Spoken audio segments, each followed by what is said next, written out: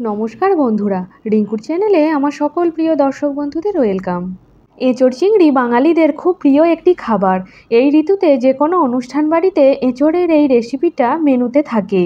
আমার আজকের রেসিপি অনুষ্ঠান বাড়ির স্টাইলের নববর্ষ স্পেশাল সিক্রেট মশলায় তৈরি দুর্দান্ত স্বাদের এঁচোড় চিংড়ি। নববর্ষের দিন দুপুরে খাবারের মেনুতে এঁচোড় চিংড়ির এই রেসিপিটি আমাদের বাড়িতে রান্না হয়। তাই আর দেরি না করে সিক্রেট মশলায় অনুষ্ঠান বাড়ির স্টাইলে এঁচোড় চিংড়ির এই রেসিপিটা স্কিপ না করে দেখতে থাকুন। আশা করছি ভালো লাগবে। এঁচোড়গুলোকে লবণ এবং হলুদ জলে সেদ্ধ করে নিয়েছি, আলুগুলোকেও লবণ দিয়ে সেদ্ধ করে নিয়েছি, চিংড়ি মাছগুলো ভালো করে বেছে ধুয়ে পরিষ্কার করে নিয়েছি। এই রান্নার জন্য প্রয়োজনীয় মশলাগুলি আপনাদের দেখিয়ে দিচ্ছি।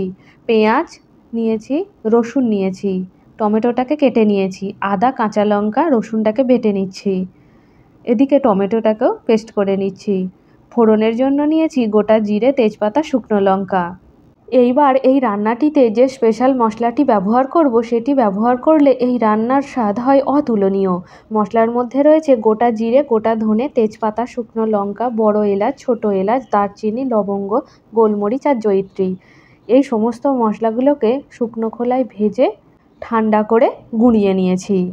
স্বাদ বর্ণ গন্ধে অসাধারণ এই রেসিপিটা দেখার আগে আমার চ্যানেল যদি এখনও সাবস্ক্রাইব করা না থাকে, আমার চ্যানেলটিকে সাবস্ক্রাইব করার অনুরোধ রইল। পুরো রান্নাটা সর্ষের তেলে করব। প্রথমে সর্ষের তেলটা গরম করে নিচ্ছি। এবার এই গরম তেলের মধ্যে এঁচোড়গুলোকে ভেজে নিচ্ছি। আমার এই ভিডিওটা যদি আপনাদের ভালো লেগে থাকে প্লিজ একটা লাইক দেবেন এবং কমেন্টের মাধ্যমে জানাবেন আমার রেসিপি আপনাদের কেমন লাগলো। গ্যাসের ফ্লেমটা হাই রেখে 5 থেকে 6 মিনিট সময় ধরে এঁচোড়টাকে ভেজে নিচ্ছি। যেহেতু এঁচোড়টা সেদ্ধ করার সময় লবণ এবং হলুদ দিয়েছিলাম, তাই ভাজার সময় লবণ আর হলুদ ব্যবহার করিনি।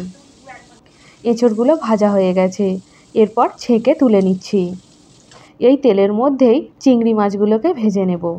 চিংড়ি মাছগুলোকে খুব বেশি ভাজবো না, গ্যাসের ফ্লেমটা মিডিয়ামে রেখে চিংড়ি মাছগুলোকে দিয়ে দিলাম। চিংড়ি মাছগুলো ভাজার সময় এর মধ্যে দিয়ে দিচ্ছি পরিমাণ মতো লবণ এবং হলুদ গুঁড়ো। 20 সেকেন্ড সময় ধরে চিংড়ি মাছগুলোকে ভেজে নিচ্ছি। বেশি সময় ধরে চিংড়ি মাছগুলোকে ভেজে নিলে এর টেস্ট একদম কমে যাবে। চিংড়ি মাছগুলো ভাজা হয়ে গেছে, এবার মাছগুলোকেও তুলে নিচ্ছি। এঁচোড় চিংড়ি বানানোর জন্য যে প্রধান দুটি উপকরণ সুন্দরভাবে ভেজে নিয়েছি। এবার মশলাটা তৈরি করে নেবার পালা।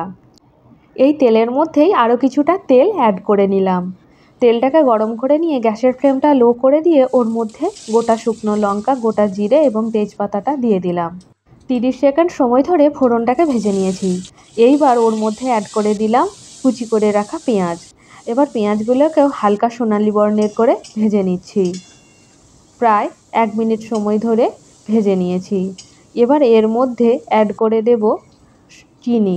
চিনিটা দিলে এর স্বাদের ব্যালেন্সটা খুব সুন্দর আসবে এবং কালারটাও অপূর্ব আসবে।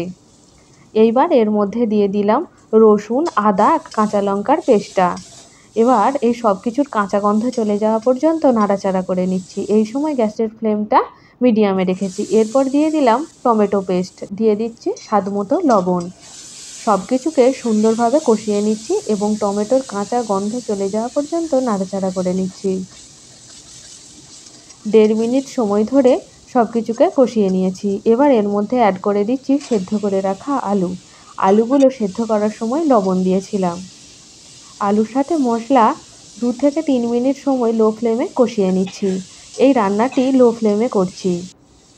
এইবার এর মধ্যে দিয়ে দিচ্ছি 1 চামচ গোটা জিরে, গোটা ধনে, হলুদ গুঁড়ো, লঙ্কার গুঁড়ো আর দিয়ে দিলাম জল। যেহেতু শুকনো মশলা তাই পুড়ে যাওয়ার সম্ভাবনা ছিল, সেই জন্য জল ব্যবহার করলাম। এবার সব কিছুকে বেশ সুন্দরভাবে কষিয়ে নেব। 4 থেকে 5 মিনিট সময় ধরে মিডিয়াম ফ্লেমে মশলার সাথে আলুটাকে কষিয়ে নিচ্ছি। দেখুন আস্তে আস্তে মশলা থেকে তেল ছেড়ে বেরিয়ে আসছে এবং সুন্দর লালচে বর্ণ ধারণ করেছে। আপনারা দেখেই বুঝতে পারছেন মশলাটা সুন্দরভাবে কষানো হয়ে গেছে। এই পর্যায়ে এর মধ্যে অ্যাড করে দিলাম আগে থেকে ভেজে রাখা এঁচোড়টা। এবার মশলার সাথে এঁচোড়টাকে 4 থেকে 5 মিনিট সময় ধরে কষিয়ে নেব। এই সময় কিছুক্ষণ অনবরত সব কিছুকে নাড়াচাড়া করব, না হলে তলায় লেগে যেতে পারে। এইবার এর মধ্যে অ্যাড করে দেব জল। এবং চিংড়ি মাছ। প্রথমে চিংড়ি মাছটা অ্যাড করে দিলাম। এবার চিংড়ি মাছটাকেও 1 থেকে 1.5 মিনিট সময় ধরে কষিয়ে নেব। এই রান্নাটি গরম গরম ভাত, রুটি, পোলাও, পরোটার সাথে খেতে ভীষণই ভালো লাগবে। এইবার দিয়ে দিচ্ছি জল। ভালো করে নাড়াচাড়া করে নিচ্ছি। এই রান্নাটা করতে খুব একটা বেশি সময় লাগে না। যত্ন নিয়ে রান্নাটা করলে এর টেস্ট হবে ভীষণই সুন্দর। এবার মশলার বাটি ধোয়া জলটাও অ্যাড করে দিলাম। এরপর ঢেকে দেব 15 মিনিটের জন্য এবং গ্যাসের ফ্লেমটা মিডিয়ামে রেখেছি। 15 মিনিট পর ফিরে আসছি। 15 মিনিট পর ফিরে এসেছি।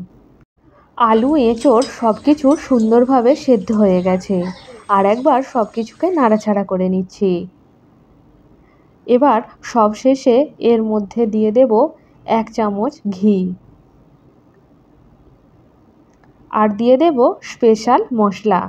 আপনারা তো এঁচোড় চিংড়ি অনেকভাবেই বানিয়েছেন, তবে আমার মতো করে একবার বানিয়ে দেখুন, আশা করছি আপনাদের ভীষণ ভালো লাগবে। আবারও সব কিছুকে নাড়াচাড়া করে নিচ্ছি। তৈরি হয়ে গেছে এঁচোড় চিংড়ি। মশলার সাথে সুন্দরভাবে সব কিছুকে মিশিয়ে নিয়েছি। এরপর গ্যাসের ফ্লেমটা অফ করে দিয়ে 15 মিনিট স্ট্যান্ডিং টাইমে ঢাকা দিয়ে তরকারিটাকে রেখে দেব। ফিরে আসছি 15 মিনিট পর। এঁচোড় চিংড়ির এই রেসিপিটা আপনাদের কেমন লাগলো অবশ্যই কমেন্টের মাধ্যমে আমাকে জানাবেন। ভালো লাগলে একটা লাইক দেবেন এবং আপনাদের প্রিয় বন্ধুবান্ধবদের সাথে শেয়ার করার অনুরোধ রইল। আজকে এ পর্যন্তই, আবার দেখা হবে অন্য পর্বে। সবাই ভালো থাকবেন। ধন্যবাদ।